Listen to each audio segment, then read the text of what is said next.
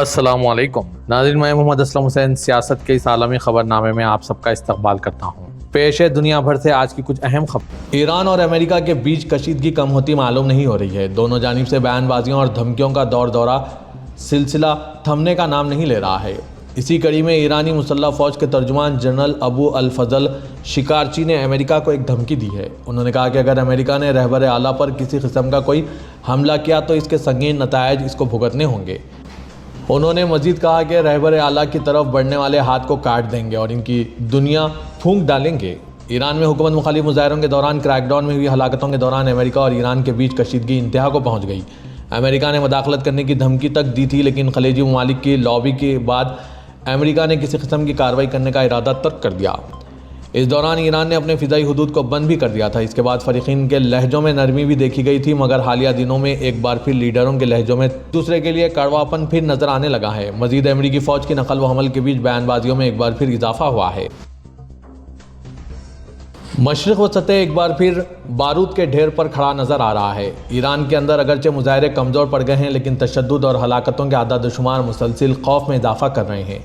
دعویٰ کیا جا رہا ہے کہ اب تک 5000 سے زائد افراد ہلاک ہو چکے ہیں۔ اسی دوران ایران کے سپریم لیڈر آیت اللہ خامنئی اور امریکی صدر ڈونلڈ ٹرمپ کے درمیان براہ راست زبانی جنگ چھڑ گئی ہے۔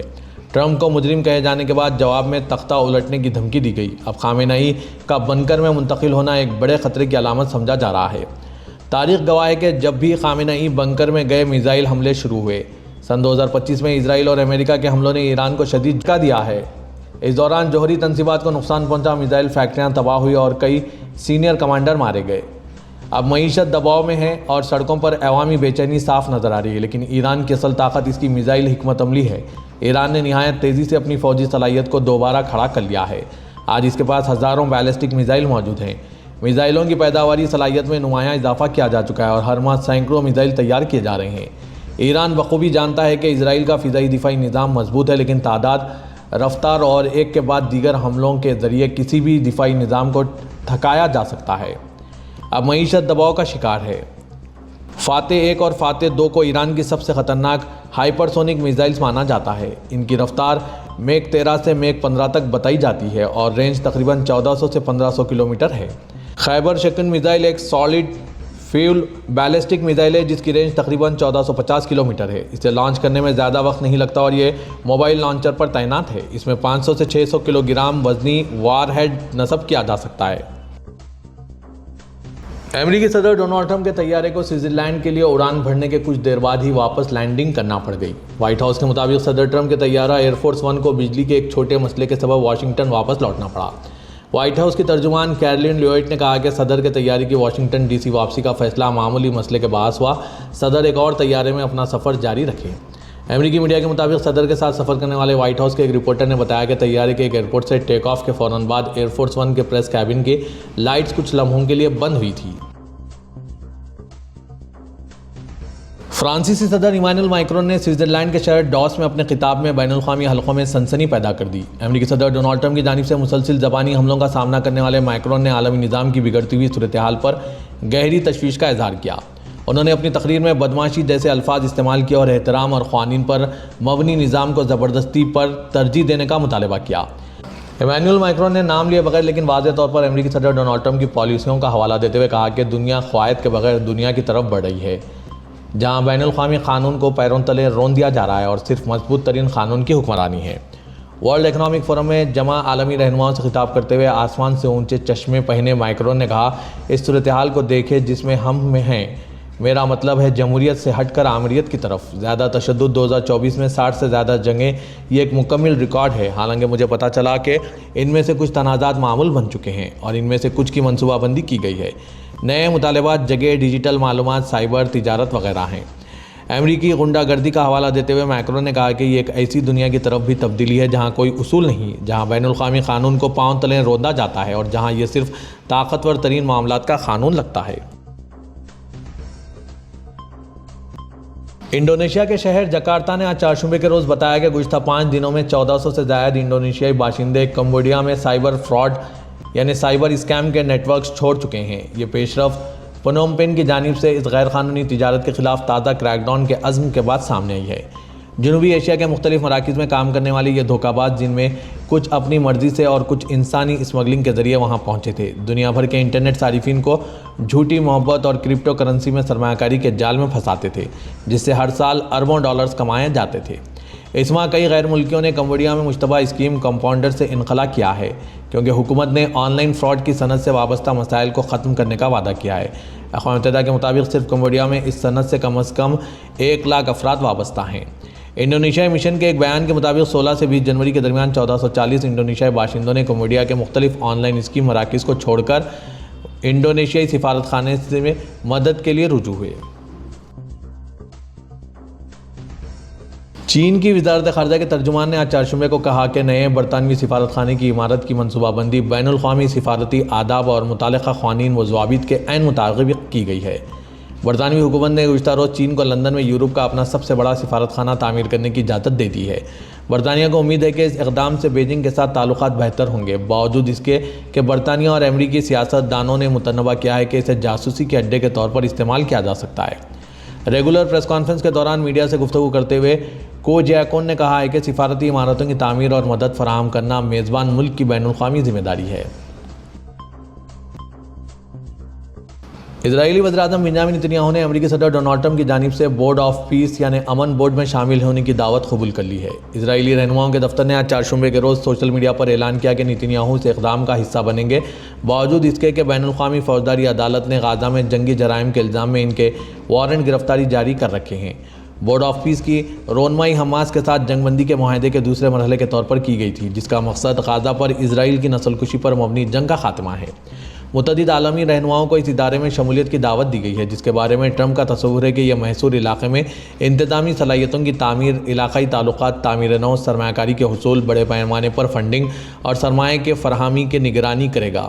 تاہم نتنیاہو کی شرکت سے اس بورڈ کی غیر جانبداری پر خدشات میں اضافہ ہوگا، جس کی قیادت ٹرمپ کریں گے اور اس کے اراکین کے انتخاب پر بھی ان کا کنٹرول ہوگا۔ مشرق وسطی کے ماہرین نے عرب نیوز کی جانب سے شرکت کیے گئے ایک پینل مباحثے کے دوران کہا ہے کہ اسرائیل کا جبر اور یہودی بستیوں کی مسلسل توسیع فلسطینیوں کو تشدد کی طرف ڈھکیل رہی ہے۔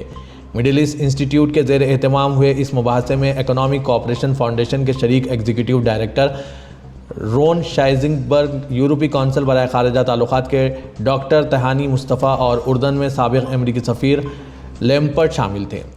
شائزبرگ نے کہا، فلسطینیوں سے بات چیت اور ان کی مشکلات کو دیکھتے ہوئے اس میں مغربی کنارے میں تشدد کے ممکنہ اضافے کا خطرہ دکھ رہا ہے۔ انہوں نے مزید کہا کہ آباد کاروں کی تحریک اور اسرائیلی حکومت میں ان کے حامیوں کا مقصد فلسطینی اتھارٹی کا خاتمہ اور فلسطینی ریاست کی راہ روکنا ہے۔ شائزبرگ کے مطابق مغربی کنارے میں تشدد امریکی صدر ڈونلڈ ٹرمپ کے امن منصوبے کو خطرے میں ڈال دے گا اور بستیوں کی تعمیر میں تیزی دراصل عملی الحاق کی ایک شکل ہے۔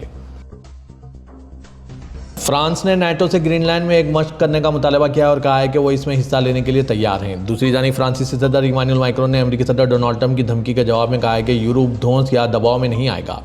فرانسیسی خبر رساں NCAFP کے مطابق فرانس کے صدر ایمانوئل میکرون کے دفتر کی جانب سے جاری بیان میں کہا گیا کہ فرانس نیٹو سے گرین لینڈ میں مشق کرنے کا مطالبہ کرتا ہے اور اس میں شریک ہونے کے لیے تیار ہیں۔ رویٹرز کے مطابق سوئٹزرلینڈ کے شہر ڈاووس میں منعقدہ عالمی اقتصادی فورم کے اجلاس میں خطاب کرتے ہوئے فرانسیسی صدر ایمانوئل میکرون نے کہا ہے کہ فرانس اور یورپ طاقتور کے قانون خاموشی سے قبول نہیں کریں گے۔ ایسا کرنے کا مطلب یہ ہے کہ یورپ کی حیثیت ان کے ماتحت جیسی ہو جائے گی۔ ہزاروں امریکی کارکنوں اور طلباء نے ملک کے مختلف شہروں اور یونیورسٹی کے کیمپس میں مارچ کرتے ہوئے صدر امریکہ ڈونلڈ ٹرمپ کی امیگریشن پالیسیوں کے خلاف بھرپور احتجاج درج کرایا۔ برطانوی خبر رساں NBC رویٹرز کے مطابق امریکی صدر ڈونلڈ ٹرمپ کے دوسرے دور صدارت کی پہلی سالگرہ کے موقع پر ملک بھر میں ان کے سخت امیگریشن کریک ڈاؤن کے خلاف مظاہرے کیے گئے۔ واشنگٹن میں سینکڑوں افراد جمع ہوئے، جبکہ شمالی کیرولائنا کے شہر ایشیول جیسے چھوٹے شہروں میں مظاہرین مرکزی علاقوں میں مارچ کرتے ہوئے نعرے لگاتے رہے کہ ہم امیگریشن اہلکاروں، نسل پرستی اور فاشزم کے خلاف ہیں۔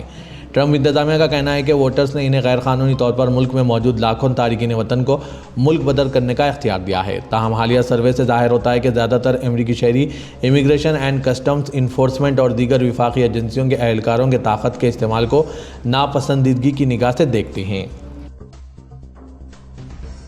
سعودی وزارت سیاحت احمد خطیب نے کہا ہے کہ سعودی عرب ایک نیا کوالٹی لائف انڈیکس شروع کرنے جا رہا ہے جو اقوام متحدہ کے ادارے UN ہیبیٹیٹ کے تعاون سے تیار کیا گیا۔ عرب نیوز کے مطابق امریکہ کے لیے سعودی عرب کی سفیر شہزادی ریما بنت بندر نے اسے دنیا کے لیے سعودی تحفہ قرار دیا۔ ڈیوس میں عالمی اقتصادی فورم میں ایک پینل سے خطاب کرتے ہوئے وزیر سیاد احمد خطیب نے کہا کہ یہ انڈیکس اس طریقے سے تیار کیا گیا ہے جس کا مقصد لوگوں، شہروں اور حکومتوں کو یہ بہتر طور پر سمجھنے میں مدد دینا ہے کہ شہری زندگی کو کیسے بہتر بنانا ہے۔ شہزادی ریما نے انڈیکس کو سعودی عرب کی وسیع تر ویژن 2030 اصلاحات کی عکاسی قرار دیا اور اسے ایک ایسا ٹول قرار دیا جو سعودی عرب سے باہر لوگوں کے لیے فائدہ مند ثابت ہو سکتا ہے۔ انہوں نے کہا کہ کوالٹی آف لائف انڈیکس صرف سعودی انیشیٹیو نہیں بلکہ یہ اقوام متحدہ کے انیشیٹیو بھی ہے۔ اس کا ڈیٹا اور مواد کی ملکیت وہاں ہے، ہم اسے بھر رہے ہیں اور دنیا کو پیش کر رہے ہیں، اور یہی بات میرے لیے سب سے زیادہ دلچسپ ہے۔ یہ انڈیکس جو 3 سال سے سعودی عرب میں وسیع معیار زندگی پروگرام کے تحت تیار کیا جا رہا ہے، اس کا مقصد یہ ہے کہ شہری زندگی کے مختلف پہلوؤں کا جامع اور ہیومن سینٹرڈ جائزہ فراہم کیا جائے۔ یہ جائزہ صحت، تعلیم، نقل و حمل، حفاظت، ثقافت، تفریح اور سرسبز مقامات جیسے روزمرہ زندگی کے تمام عوامل کو مد نظر رکھ کر شہریوں کی کارکردگی کو جانچتا ہے۔